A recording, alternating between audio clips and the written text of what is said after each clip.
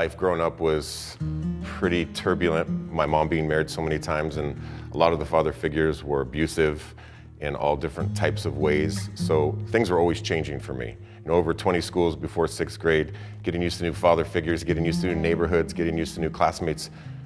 But my mom was the one thing that stayed the same. She's what I put all my faith, all my hope, all my love into. And so on February 11th of my 6th grade year, I got called into the principal's office and told that I needed to go to the hospital because something had happened to my mom. My 4th stepdad, whose name was Bob, had been my stepdad for about 2 years. He and my mom got into just a horrible argument. And in a fit of rage, Bob walks down the hall, goes into my room, grabs my Christmas present I'd gotten 2 months earlier, which was a baseball bat. In his words, he got a baseball bat and hit her on the head with it.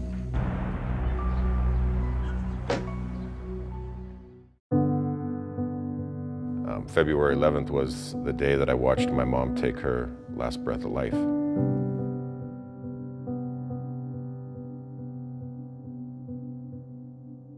People would talk about it in high school, what happened. You never heard Dean bring it up, and you would never, it's not something you go, hey, what about the time your mom died? So I didn't know the detail of it. And in fact, what the details I did know were wrong. I just carried on as normal, and my coping mechanism was just to pretend everything was fine. My 5th and final dad, who adopted me, was a pastor.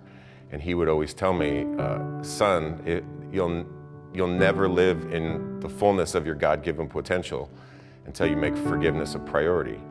And I'm like, whatever, dude. So high school, junior high, I'm doing fine. But in college, I needed something a little stronger to deal with that inner turmoil. And I got into drugs and alcohol.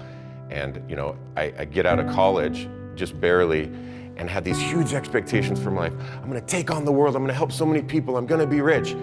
And the expectation was here, but the reality of my life was here. And my dad's tormenting words coming back to me that there's just no way around forgiveness. And so I took it on, and to make a long story short, I was able to forgive the man that brutally murdered my mother.